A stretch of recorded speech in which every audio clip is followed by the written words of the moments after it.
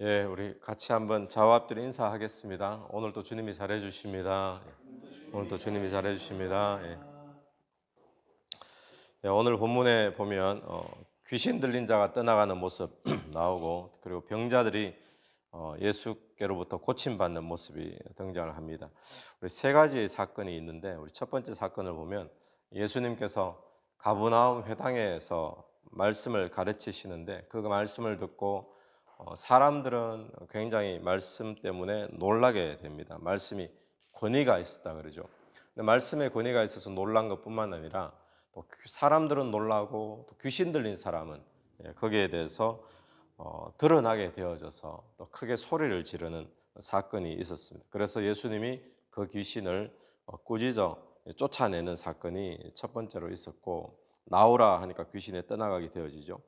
두 번째 사건은 시몬의 장모가 열병에 걸렸습니다. 베드로의 장모죠. 가버나움 회당 바로 옆에 베드로의 집터가 발견되어서 지금 이제 성지순례를 가면 가버나움 회당 또 바로 옆에 베드로의 집 이제 같이 거의 뭐 같은 동네, 작은 동네에 붙어 있는 그런 모습을 보게 되는데, 거기에 이제 베드로의 장모가 열병이 걸려 있었습니다. 그래서 사람들이 예수께 구했다 그러죠. 38절에 사람들이 그를 위하여 예수께 구하니, 39절 예수께서 가까이 서서 열병을 꾸짖으신데 병이 떠나고, 또 병을 꾸짖으시니까 병도 떠나게 되었습니다. 그러면 40절부터는 해질 무렵 사람들이 온갖 병자들을 다 데리고 예수께 나왔습니다. 그랬더니 예수님께서 일일이 병자들에게 손을 얹으시고 고쳐주셨다 말씀합니다. 병자들을 고치고, 또 41절에는 여러 사람에게서 귀신들이 떠나가고, 이런 사건들이 있게 되어졌습니다.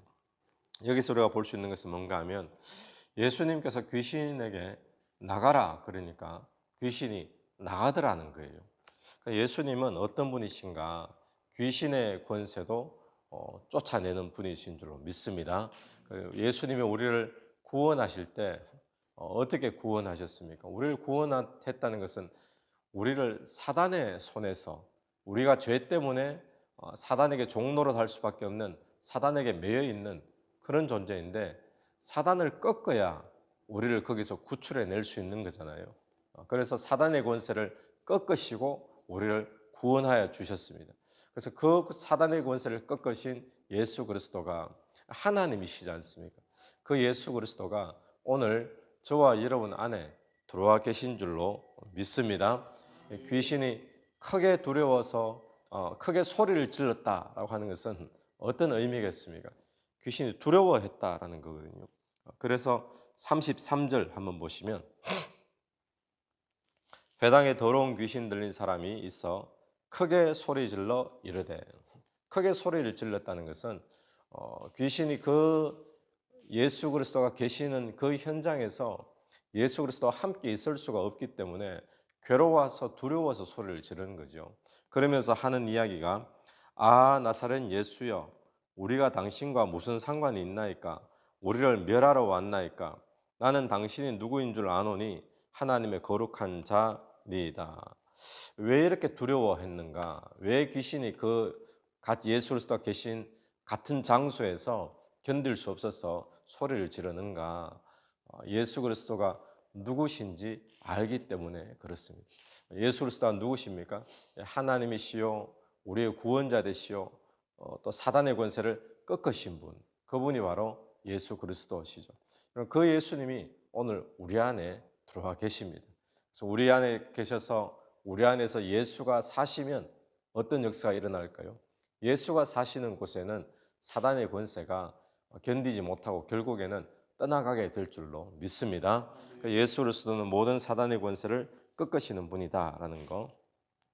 그리고 또 하나 이 본문을 통해서 보는 것은 38절에 이 시몬의 장모의 열병을 고쳐주시는 모습인데, 38절에 보니까 열병에 걸렸어요. 근데 사람들이 그를 위하여 예수께 구하니, 예수님께 구했습니다. 고쳐달라고 구했겠죠. 그랬더니 예수님께서 가까이 서서 열병을 꾸짖으시니, 열병을 꾸짖으시니까 열병도 떠나가고 곧 일어나서 수종을 들더라라고 말해요. 사람들이 구하니까 예수님께서 고쳐주시더라는 거죠. 같은 맥락의 이야기가 40절 말씀에도 있습니다.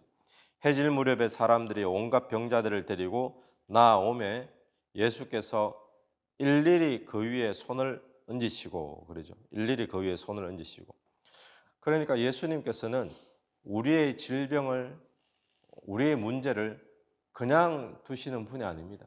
우리가 예수 그리스도 앞에 우리의 문제를 가지고 나오면, 우리가 주님 앞에 구하면, 또 우리의 문제를 가지고 나아가면 주님이 어떤 거는 뭐 들어주고 어떤 거는 안 들어주고, 이게 아니라 일일이 다 손을 얹고 고쳐주시던 것처럼 우리가 주께 가지고 나오는 모든 문제들 주님께서 일일이 다 들으시고 주님께서 손을 얹고 안수하시고 역사하시는 그런 은혜가 주께 나가는 자에게 분명히 있는 줄로 믿습니다. 그래서 오늘 이 본문에서 저는 일일이라는 이 단어가 특히 마음에 와닿았는데, 주님께 가지고 나가는 모든 문제 주님께서는 이거는 되고 이건 안 되고, 그게 아니라 주님께서는 일일이 다 살펴보시고 검토하시고 주님께서 일일이 다 가장 좋은 것으로, 가장 하나님이 기뻐하시는 뜻으로 인도하여 주실 줄로 분명히 믿습니다.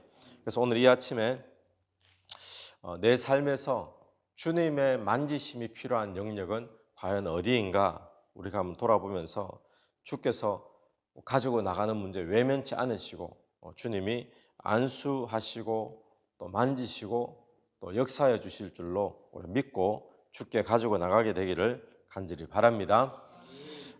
그리고는 이 42절, 날이 밝았습니다. 다음 날이 되어서 예수께서 나오사 한적한 곳에 가시니 무리가 찾다가, 다음 날 날이 밝았을 때 주님께서 그 사람들의 무리에게서 떠나가신 거죠. 한적한 곳으로 가셨습니다. 그런데 사람들이 막 찾았어요. 예수님 어디 가셨는가. 찾다가 만났습니다. 그래서 자기들에게서 떠나시지 못하게 만류하려 하며, 떠나지 말고 계속 자기들과 함께 있자는 거죠. 왜 그렇습니까? 이 사람들이 하나님 나라를 맛본 거죠. 하나님 나라가 임하면 귀신들이 떠나가고 질병이 고침받고, 그러니까 자기들과 함께 있기를 원하는 게 당연한 거죠. 그때 예수님이 하신 말씀이 43절입니다.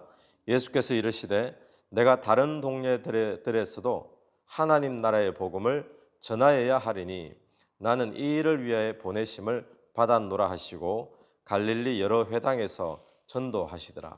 갈릴리에 가버나움 동네만 있는 게 아니라 갈릴리에 또 다른 동네들이 많겠죠.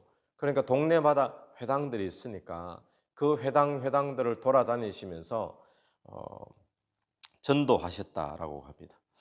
자, 그럼 왜 사람들이 예수님 떠나시지 말라고 만류하는데도 불구하고 예수님은 떠나셨는가? 하나님 나라의 복음을 다른 동네에 가서도 전해야 되는 것이 예수님이 그걸 위해 오셨기 때문에 그렇다라고 분명히 본인이 밝히셨죠. 복음이 그렇습니다. 복음은 특정한 사람들만 위해서 복음이 특정한 사람들만 들어야 되는 것이 아니라 복음은 땅 끝에 있는 모든 민족도 들어야 될 것이 복음인 줄로 믿습니다. 그래서 주님께서 우리에게 무엇을 원하시는가요? 주님이 원하시는 것은 이 하나님 나라의 복음이 요 동네만 있어서는 안 되고 다른 동네에 가서도 전해져야 되는 것, 이걸 위해 내가 보냄을 받았다고 하셨듯이 주님이 지금도 원하는 것은 복음이 한쪽에만 있는 것이 아니라 한 교회만 있는 것이 아니라 여기저기 전달되어지고, 그게 우리는 전도다 그러고 선교라고 이야기하는 거죠.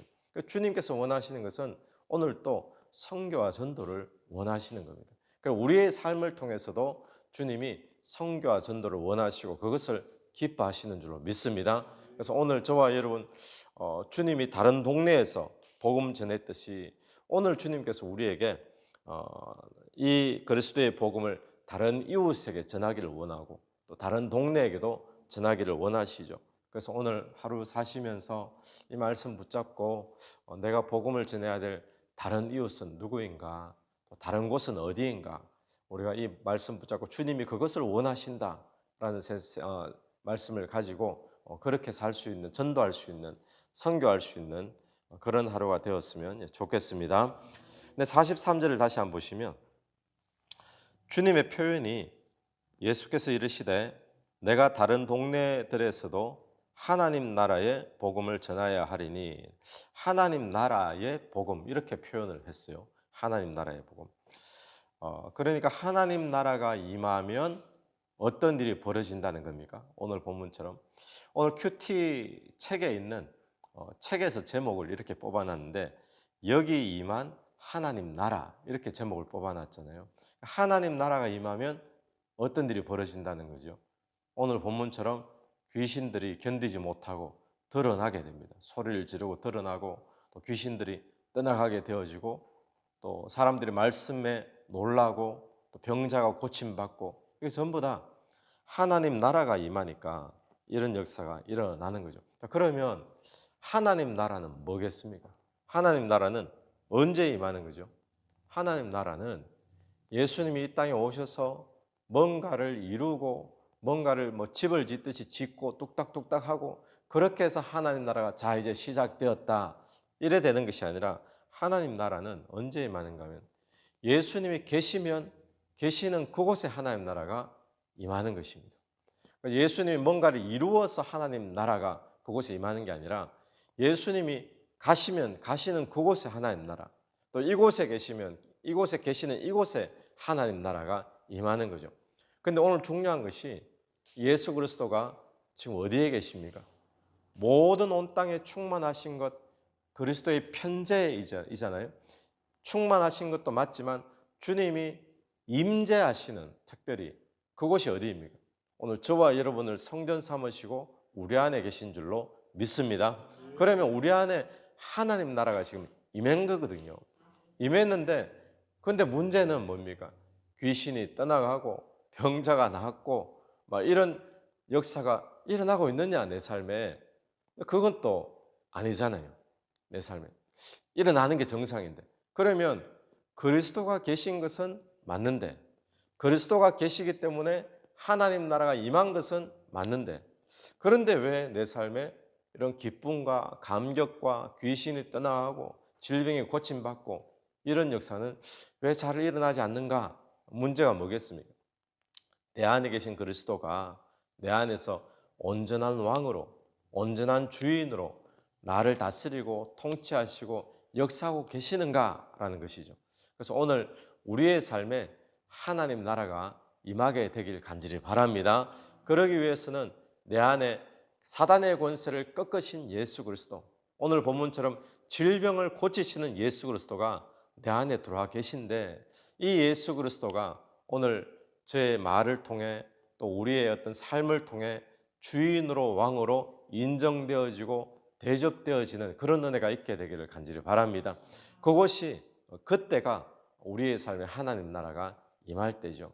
그럴 때에 우리의 삶 속에 역사하시는 그리스도의 역사를 우리가 경험하고 누리게 될 줄로 믿습니다. 오늘 하루 우리의 삶에 하나님 나라가 임해서 모든 귀신의 역사가 떠나가고 또 질병의 역사가 고침받고 또 문제가 해결되는 그런 귀한 은혜들이 저와 여러분의 삶에 있게 되기를 간절히 축원합니다.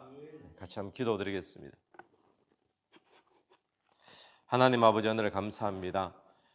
주님의 나라 임할 때에 귀신의 권세들이 견디지 못하고 또 드러나고 또 꾸짖어 떠나가게 되는 역사가 일어나게 될 줄로 믿습니다. 주님 모든 질병의 역사 또 문제의 역사들도 예수 그리스도 이름 앞에 힘을 잃고 또 떠나가게 되는 역사가 주님 나라 속에 일어나게 될 줄로 믿습니다. 오늘 그 예수 그리스도가 내 안에 계신 줄로 믿사오니 오늘 또 주님을 왕으로 주인으로 인정하고 또 대접하여서 내 삶 속에 하나님의 나라를 누리는 복된 하루가 될 수 있도록 인도하여 주시옵소서. 예수님 이름으로 기도드립니다. 아멘. 오늘 또 예수 이름으로 승리하시는 복된 하루 되기를 간절히 바랍니다.